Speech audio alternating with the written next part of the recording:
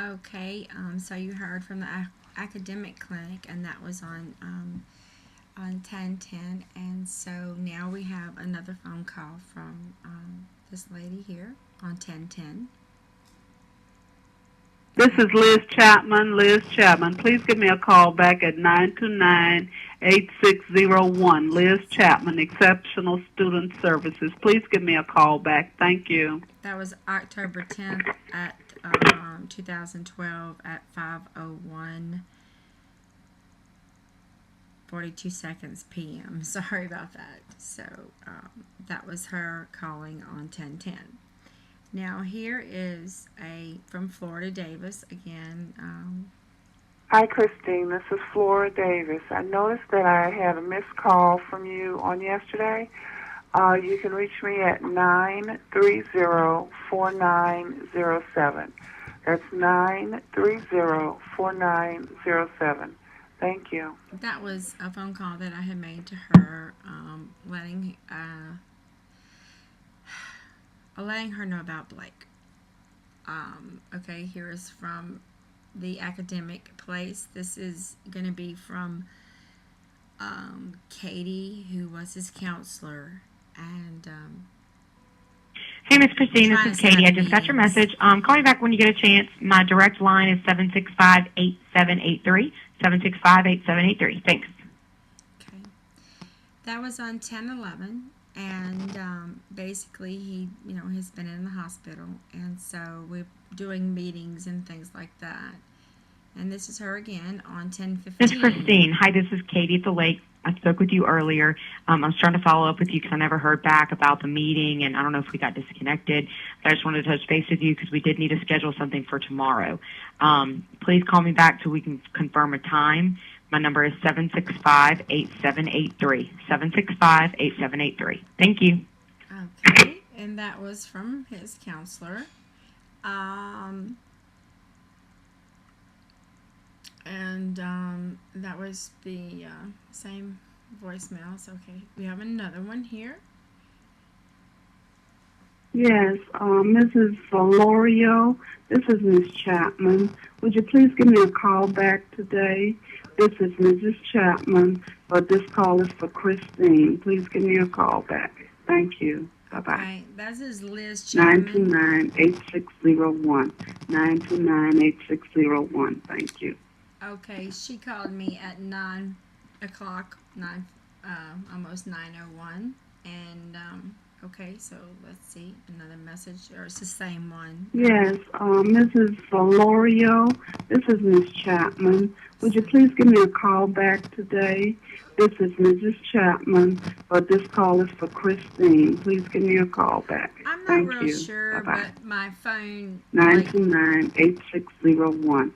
929-8601. Thank you. it for some reason it made several copies of each voice message out. I'm not sure why. Okay, so I'm not sure what this next one is, but I think this was when he went back to school. I'll just let you listen. Miss Lorio, I'm calling to inform you that Blake. Blake did not ride his bus because he said you told him that you were coming to pick him up. No, I did not. His stepfather, Joey, is here to get him, and I'm just calling to let you know. But I sat with him until he got here. This is Miss G. I met you when you came for, I think, your first IP meeting. So I'm just letting you know we took care of him until someone could get here. Thank you. Bye. Okay. So that was the first time he had gone back to school and wasn't called to his bus. And then he told her that I was going to come and get him, which that's not true. He had no letter stating that, and I have no idea why they didn't put him on the bus. That's what they're supposed to do without a letter from the parent. There was none. So I appreciate her, staying with him and making sure he was okay. Okay, so we've got that was the lady, and that was on 11/2. Then I get this on 11/5. Hey, Christine, this is Andrew calling from Primary Care Solutions.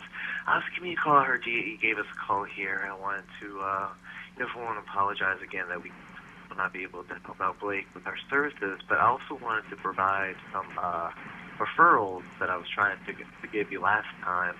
He There never is tried a to give Carrie me a Mack that I referral. researched that PhD accepts Medicaid. Address is 10517 Kinshire Drive, Court. The number is 769-8335. There's also a Dawn London, Master's in Social Work. She also accepts Medicaid, and her address is 2214 Quail Run Drive, and her number is 572-3036. So let me know if there are any problems with that. I'd like to help out wherever I can with this. So please feel free to give a call if you have any questions or any concerns. Thanks so much. Okay, bye. Okay.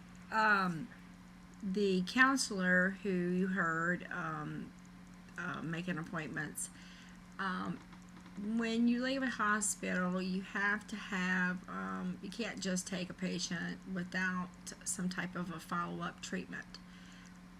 She called this place, and this guy accepted Christopher. He knew he was on Medicaid. In fact, we even went to one meeting for an hour, and we were told that he was going to give us services. So we had him lined up from the hospital to get some counseling on all the things that's been happening to him on a day-to-day basis to help him with his anger, his aggression. I mean, he's been hurt over and over.